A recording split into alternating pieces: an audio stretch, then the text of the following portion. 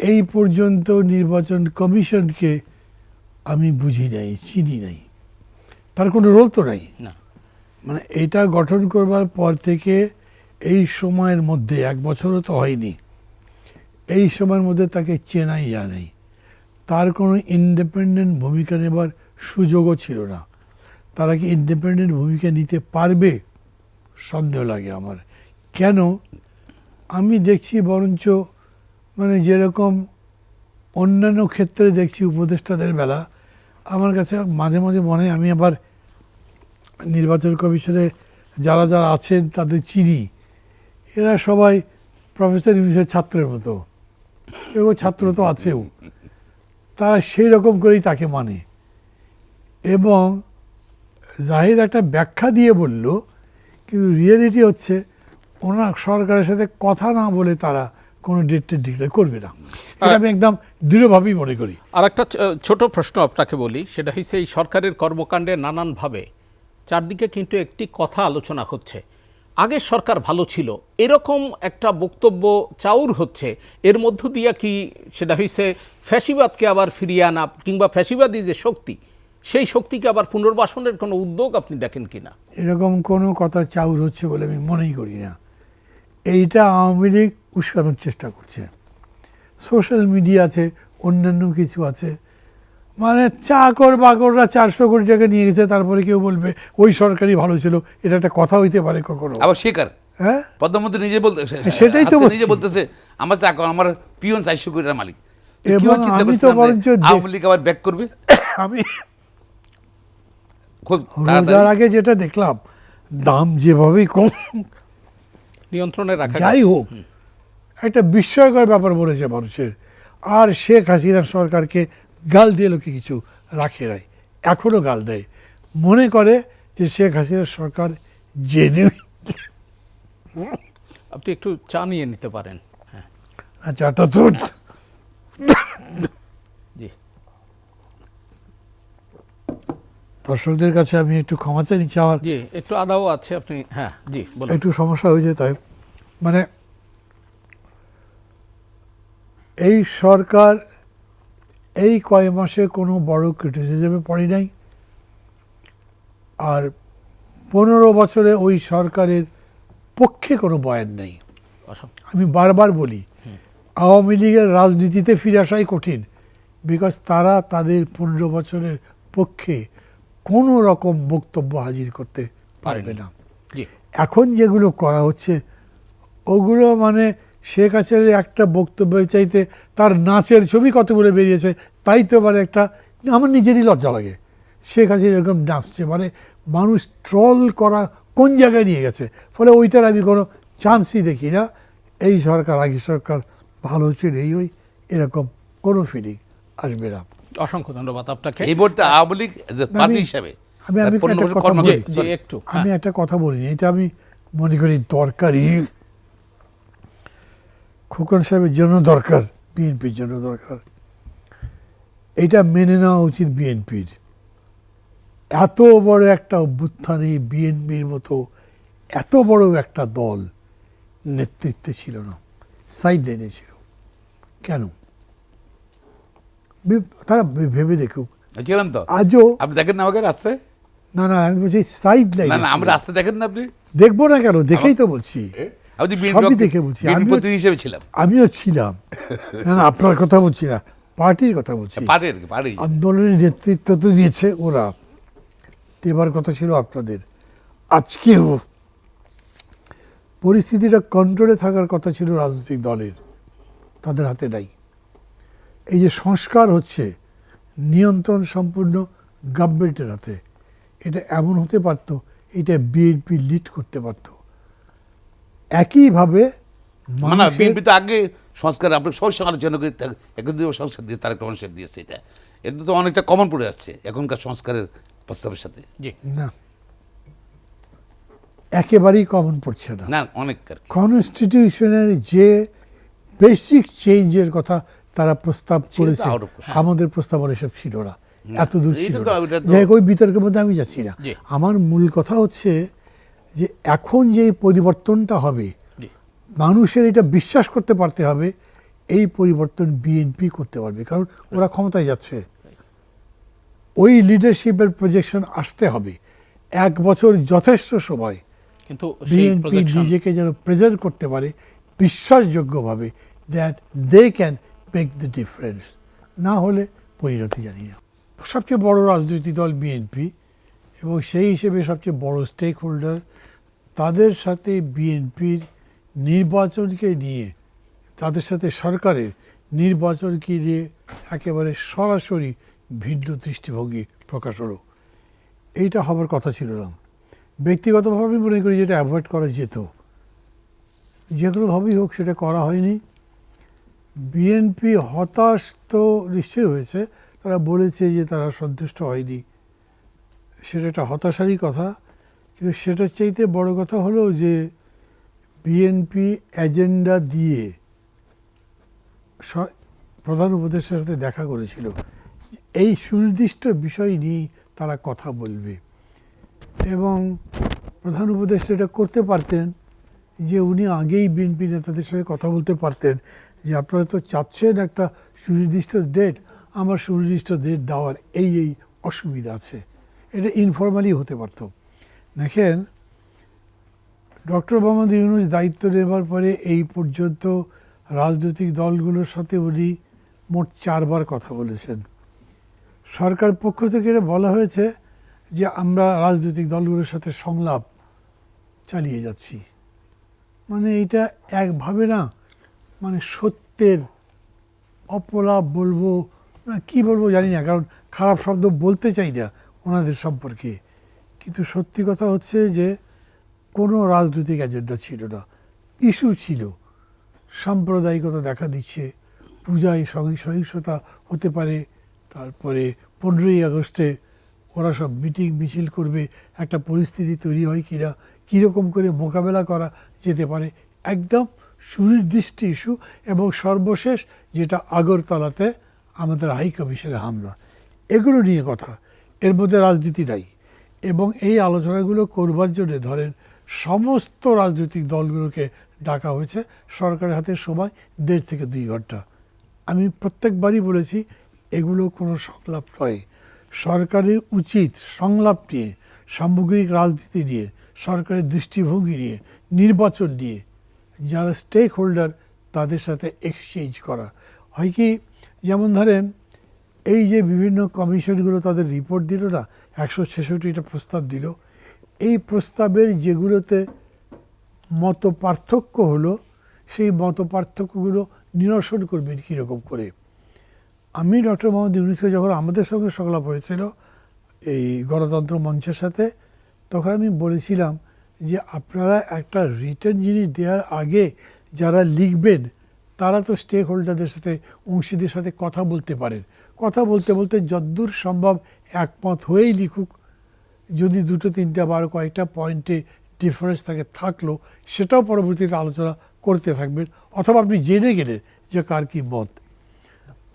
আমাকে প্রফেসর ইউনূস বলেছিলেন যে আমি এরকমই করতে চাই, সেটা হয়নি। এখনকার বিষয়টাও হলো একেবারে সুস্পষ্টভাবে ডিফারেন্সটা প্রকাশ পেল এবং সংক্ষুব্ধ যে বিএনপি সেটা তারা প্রকাশ করলো। এর সাথে আর একটা জিনিস খেয়াল করেন, মানে আমি কি সমালোচনা করবো না কোন ভাষায় বলবো সেটা আমি বুঝতে পারছি না। জামায়াতে ইসলামী 5ই আগস্টের পর থেকেই একটা নতুন রূপে আসছে, নতুন অবয়বেও আসছে, নতুন কথা টথা নিয়েও আসছে। আমি খুব দোষ দেখি না, কারণ তারা হয়তো মনে করেছে যে এখন রঙ্গমঞ্চে আওয়ামী লীগ মানে প্রধান বিরোধী দল যা ছিল সেটা নাই, এখন প্রধান দল হচ্ছে বিএনপি, তারা নিশ্চয়ই দ্বিতীয় দলের মর্যাদা পেতে পারে। সেটা তো একসাথে জোট বাঁধলে আর করতে পারবে না, অতএব তারা আলাদা হতে চেয়েছে, হতে পারে, আমি ধারণা থেকে বলছি। তো সেটাই যদি তারা করে, তারা বিরোধিতা করছে, সেটাও খুবই লজিক্যাল ইথিক্যাল জায়গা থেকে বিরোধিতাগুলো করবে। তারা নির্বাচন নিয়ে বিরোধিতা করেছে, হঠাৎ করেই কালকে দেখা গেল যে তারা ফেব্রুয়ারিতে চলে আসলো। সবাই বলছে যে বোধহয় যে আমাদের আমিরের সঙ্গে বেগম জিয়ার যে কথা হয়েছে সেই কারণে হবে। যদি উনি আজকে আবার দেখলাম বলেছেন যে তার সাথে একটা সৌজন্য বিনিময় হয়েছে, এই নিয়ে এত কথা কেন, ওইটা নিয়ে কথা হচ্ছে না। কথা হচ্ছে আপনি যে আপনার স্টান্স চেঞ্জ করলেন সেইটা নিয়ে, তার মানে একটা লেজে গোবরে কিন্তু হয়ে গেল।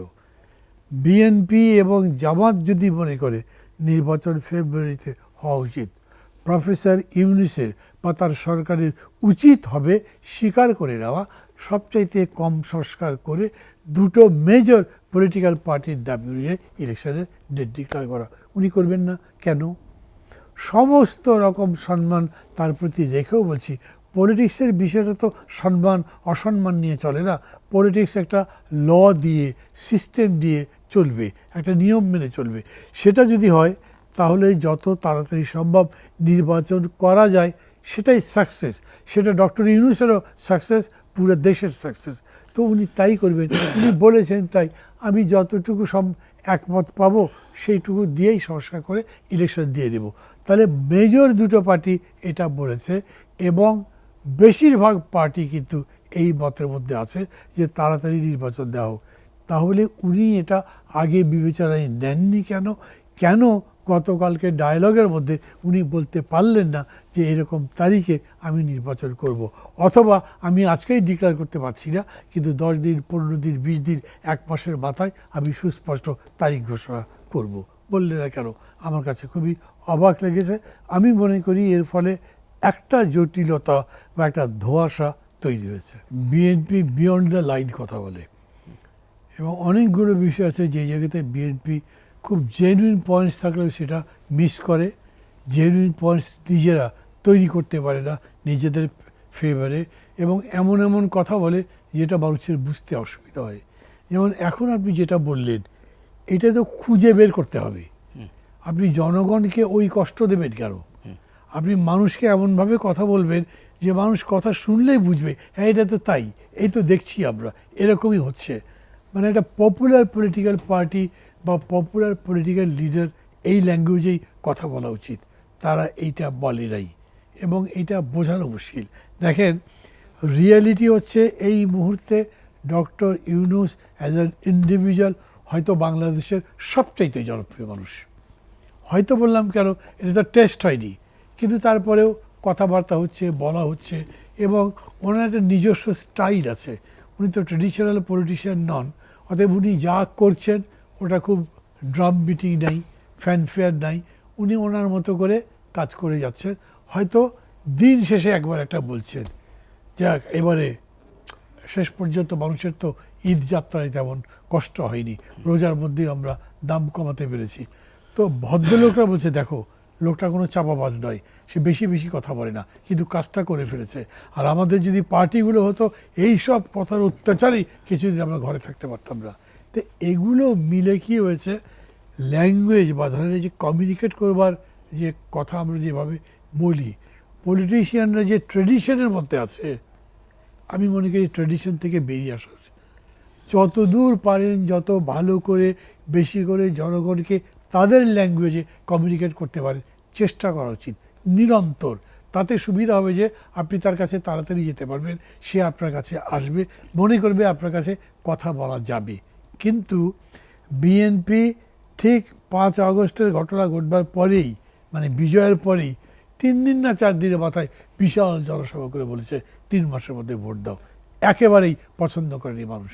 আমি দেখেছি বিএনপিরও অনেক পরিচিত লোকজন যারা আমার সাথে কথা বলেছে, মানে ভাই মাত্র এই 3 মাসের মধ্যে ভোট দিতে হবে, আর যদি এটা না হতো তাহলে তো আরও 4 বছর অপেক্ষা করতে হতো। বিএনপি লোক আমাকে বলেছে। তো বিএনপি কেম টু সেন্স, বললো না 3 মাস না 6 মাস লাগবে। মানুষ 6 মাসও পছন্দ করলো না, তখন বললো যে না আমরা যৌক্তিক সময় দিতাম। কিন্তু এর মধ্যে তার যে ক্রিটিসিজমটা সেটা কিন্তু হয়ে গেল। কিন্তু এটা যদি না করতো তাহলে ওই জায়গা হতো। এখনও যখন এগুলো বলছে, আমি লোকজনকে, অনেক লোক নয় কিন্তু কিছু কিছু লোককে বলতে শুনছি, বিএনপি এখন খালি এগুলো খুঁজে খুঁজে বার করছে, এরকম কোথায় কি আছে। ব্যক্তিগতভাবে যদি আমাকে বলেন, আমি মনে করি যে ডক্টর ইউনূস ক্ষমতা দখল করবার জন্যে একটা নীল নকশা করে কাজকর্ম করছেন, আমি মনে করি না। দ্বিতীয়ত আরও স্পষ্ট করে বলি, ডক্টর ইউনূস ক্ষমতা রাখতে চান এরকম একটা ইন্টেনশন দিয়ে কাজ করছেন আমি তাও মনে করি না। আমি কিন্তু খুব ভালো করে বুঝি যে অ্যাজ আ পলিটিক্যাল বিইং আমার এরকম করে বলার মধ্যে একটা রিস্ক আছে, বিকজ মানুষের মন বদলায়, ক্ষমতায় গেলে মানুষ অনেক বদলে যায়, অনেক বড় বড় মানুষ এরকম বদলেছে। তারপরে আমি তো এই হিস্ট্রির কাছে দায়ী থাকবো যে you have misled the people, এই লোকটা তো এরকম হয়েছে। এখন হতেই পারে ধরেন যে একটা কায়েমি স্বার্থ তো কাজ করছে, Right. বোঝা যায়, না হলে একটা ক্যাম্পেইন কিভাবে শুরু হয়ে গেল যে থেকে 5 বছর 5 বছর রাখতে হবে। ক্ষমতায় রাখার। কোনো লজিক থাকতে পারে? আপনি কি কারণে একজন মানুষকে কোনো নির্বাচন ছাড়া 5 বছর ক্ষমতায় রাখবেন? বলতেই পারেন না, বলাটাও অন্যায় আপনার, কিন্তু বলছেন। এবং ক্যাম্পেইন হচ্ছে, এবং এই যে একটু আগে জাহেদ বলল যে মানে প্রধান উপদেষ্টার প্রেস সেক্রেটারি যদি ওই রকম একটা পোস্ট শেয়ার করে, তা আপনি বলেন ওই প্রেস সচিবের তো জবাব দেওয়া উচিত, আপনি কেন এটা শেয়ার করেন? You are a responsible man. আপনি কি 5 বছরের জন্য নিয়োজিত হয়েছেন? আপনার যদি প্রধান উপদেষ্টা যাকে আপনি সার্ভ করছেন তিনি কে হয়েছেন? তার মানে উনিও, আমি আবার তাকে মানে ভালো পয়েন্ট দিচ্ছি যে বুঝে না বুঝে উনি এটা বলেছেন, কিন্তু তার মানে একটা ক্যাম্পেইন তো এরকম করে হচ্ছে। বিল্ড করা হচ্ছে, and which is very dangerous. আর একটা কথা আমি আপনাকে বলি, হয় কি জানেন, একটা পলিটিক্যাল ভ্যাকুয়াম তো আছে, এবং এই পলিটিক্যাল ভ্যাকুয়ামে যখন কোনো কাল্ট তৈরির চেষ্টা করা হয়, যখন কোনো একটা মানে মানে শূন্যের মধ্যে থেকে কোনো ব্যক্তিত্ব এরকম তৈরি করবার চেষ্টা করা হয়, এটা বুঝবেন শেষ পর্যন্ত একটা ফ্যাসিস্ট প্রবণতার দিকে যায়। মনে হচ্ছে কেউ নাই, এই মানুষটাই আছে, তাকে দেই হবে, ওনার কথাই চলবে, আর কারো কথা শুনবো না, এই রকম ক্যাম্পেইন কিছু কিছু হয়ে যাচ্ছে। কিন্তু তো এই অর্থেও এটা বন্ধ হওয়া উচিত। এটাও আমার কাছে খুবই অবাক লাগছে। ডক্টর ইউনূসেরই উচিত আমি মনে করি যে উনি নিজেই বলবেন যে আমি তো আর ক্ষমতায় থাকতে চাই না। যখন এই ক্যাম্পেইনগুলো হচ্ছে, আজ থেকে ধরেন 4-5 দিন আগে একটা বিদেশি টিভির সঙ্গে, আমি বুঝতে পারলাম যে টিভিটা কোনটা, কিন্তু রাত্রেবেলা দেখতে হঠাৎ দেখলাম ওর একটা ইন্টারভিউ, সেখানে তাকে জিজ্ঞেস করছে তোমার ইন্টেনশন কি ক্ষমতা টমতা নিয়ে। উনি বলল আমি খুব ক্যাটেগরিক্যালি বলছি, this is not my job, আমি যা করতে এসেছি আমি তাই করতে চাই, আমি সেই ফিল্ডে চলে যেতে চাই, যত তাড়াতাড়ি সম্ভব একটা মোটামুটি গ্রহণযোগ্য নির্বাচন দিয়ে আমি সেখানে ফিরে যেতে চাই, আমার অন্য কোনো ইন্টেনশন নাই। তো উনি যখন এটা বলেন, on the face of his statement আমি এটা নিচ্ছি, এবং আমি মনে করি যে এইটাই আমার ক্যাম্পেইন করা উচিত। কিন্তু আমি একই সঙ্গে মানে আমার যদি ধরেন ওর সাথে ব্যক্তিগতভাবে দেখা হতো, তাহলে আমি কিন্তু বলতাম যে আপনি এটা ওপেনলি বলেন না কেন, আমার নামে এগুলো বলা বন্ধ করেন, আমি কিন্তু 5 বছর এরপরে থাকতে চাই না। কোনোভাবেই থাকবো না, আমি ভোটটা দিয়ে চলে যাব, তারই এটা ক্লিয়ার করা উচিত। সেই জায়গায় যদি বিএনপি আমাকে বলে মাহমুদুর রহমান মান্না এত যে কথাবার্তা বলছেন, কিন্তু আপনার টিচার তো ভালো মানুষই করলো না, উনি তো এটা বলতে পারতেন, তাহলে কিন্তু আমার আবার আনসার নাই। একটা আবার বলছি, ধোঁয়াশা বলছি আমি, সবচাইতে মানে সেফ বলেন বা একটা শান্তিবাদী জায়গায় থাকবার জন্যে, ঝগড়াঝাটি না হোক, কাউকে আমি ব্লেম না করি, সেরকম জায়গায় থাকবার জন্যে আমি এটাকে একটা ধোঁয়াশা বলছি। কিন্তু যে কেউ এটাকে বলতে পারেন এর মধ্যে গভীর একটা ষড়যন্ত্র কাজ আছে। করছে। এরকম কথাই আমরা বলতে অভ্যস্ত, শুধু বাংলাদেশ না, পৃথিবীর বহু জায়গায় এই রকম পরিস্থিতিকে একটা ষড়যন্ত্রকামী, একটা মানে ফুটন্ত কোনো জিনিস যেটা খারাপের দিকে যেতে পারে, এইভাবেই পরিস্থিতিটাকে ব্যাখ্যা করা হয়েছে। এটা সেই রকম একটা জমি তৈরি করছে, এটা কিন্তু ঠিক। এটা যদি করে এবং তারপরে ধরেন হয় কি, আইয়ুব খান যখন আসলেন তখন কি জনপ্রিয় লোক, এরশাদ আসার পরে সাইকেল চড়ে রাস্তায় যায়, মানুষ হাততালি দেয়, মানে 5 মাস 6 মাস 10 মাস খুবই জনপ্রিয় থাকে তারা, তারপরে যে পড়ে যায় সেটা অদ্ভুত। একটা বিশেষ পরিস্থিতিতে আসে, এই বিশেষ পরিস্থিতি দীর্ঘদিন থাকে না। ডক্টর ইউনূসও তো বিশেষ পরিস্থিতিতে আসছে, ওই পরিস্থিতি থাকবে নাকি? তাই সেটা থাকতে পারে না। এক ঈদে যা হয়েছে পরের ঈদে কি তাই হবে? নাও হতে পারে। কারণ এই ঈদে কিভাবে দাম কমলো, কিভাবে এত সহজে ঈদ যাত্রা হলো, এটার তো ব্যাখ্যা আছে, এটা কোনো জাদুর কাঠি না। এটার পেছনে যে কাজগুলো হয়েছে সেটা পরের বছরে নাও হতে পারে, এবং একটা ঈদ আর একটা ঈদে পৌঁছাতে পৌঁছাতে মানুষের ধারণা বদলে যেতে পারে। তো আমি সবসময় এটা বলি, ওনার মান সম্মান থাকতে থাকতে উনি যদি লজ অফ দি সোসাইটি বোঝেন, পলিটিক্স বোঝেন, তাহলে ভালো নির্বাচন দিয়ে চলে যাওয়াই ভালো। By that he is glorified. আর উনি যদি একটা ধান্দার মধ্যে পড়েন দেন হি ইজ ডুমড। এটা হলো হিস্ট্রি, এটা তার বোঝা উচিত। বিএনপি সো ফার আমি বলবো যে মানে কিছু ক্রিটিসিজম করলেও লজিক্যাল বিহেভ করছে। জি। এখনও তারা ডক্টর ইউনূসকে একেবারে ন্যাংটা করে কোনো সমালোচনা করছে না, এমন কোনো সমালোচনা করেনি যেটা খুবই অশোভন মনে হয়, কিন্তু তারা কথাগুলো বলছে। প্রথম থেকে তারা যে রোড ম্যাপ বলছে, আজকে দাঁড়িয়ে আপনার কিন্তু মনে হবে ঠিকই তো রোড ম্যাপ দিতে তার অসুবিধা কি? সমস্যাটা কোথায়? রোড ম্যাপ মানে আলটিমেটলি ডেট অফ ইলেকশন কেন দেবে না তুমি, এখনও দেবে না কেন? এরকম করে দেখবেন যে অনেকগুলো জিনিস হয়তো পরিলিস্টে সত্য মনে হবে, আর বাকি আমরা যেটা কল্পনা বিরাজ করছি সেটা কল্পনাই মনে হবে।